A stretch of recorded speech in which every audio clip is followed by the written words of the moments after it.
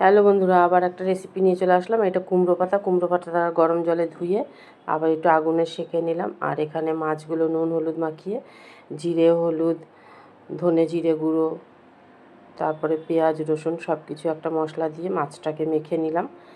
মেখে নিয়ে এবার দিয়ে দেবো একটুখানি সর্ষের তেল দেবো, হলুদও দিলাম, সর্ষের তেলটাও দেবো, হলুদটাও দেওয়া হয়নি তখন।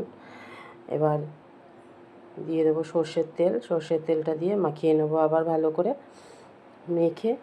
এইবার একটু লাল লঙ্কার গুঁড়োও দিয়েছি, কেননা এই সমস্ত মাছ একটু ঝাল না হলে খেতে ভালো লাগে না, তো তাই একটু ঝাল লঙ্কার গুঁড়োও দিয়েছি। দেখো আমি এখানে 3টে মাছ নিয়েছি, আর পুঁটি মাছগুলো খুব বড় বড় ছিল। আর অর্ধেক লঙ্কা নিয়েছি, লঙ্কাগুলো তো বড় বড় ছিল, তাই অর্ধেক করেই নিয়েছি। নিয়ে এবার পাতাটাকে ভাজ করে দিলাম। দেখো এইভাবে এরকমভাবে ভাজ করে দিলাম, খুলবে না, একদম ভালো করে ভাজ করে দিলে খুলবে না। আর যদি মনে করো তোমরা বেঁধে দেবে, সুতো দিয়ে বেঁধেও দিতে পারো। আর পাতাগুলো একদম নরম হয়ে গেছে গরম জল দিয়ে ধুয়ে আর আগুনে সেঁকে।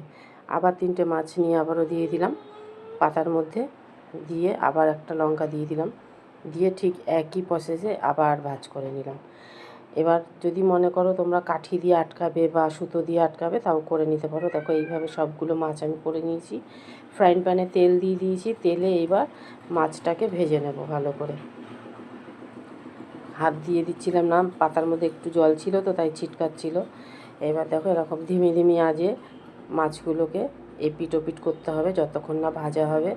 ভাজা হলে বুঝতেই পারবে পাতার রং চেঞ্জ হয়ে যাবে, ওই জন্য আস্তে আস্তে আঁচে মাছগুলোকে ভাজতে হবে। একটু ঢেকে দিতে হবে যে মাছগুলো সেদ্ধ হওয়ার জন্য। দেখো হয়ে গেছে, মাছগুলো নামিয়ে নিয়েছি। একটা পাতা ছাড়িয়ে তোমাদেরকে একটু দেখিয়ে দিই কেমন হয়েছে মাছগুলো ভেতরে।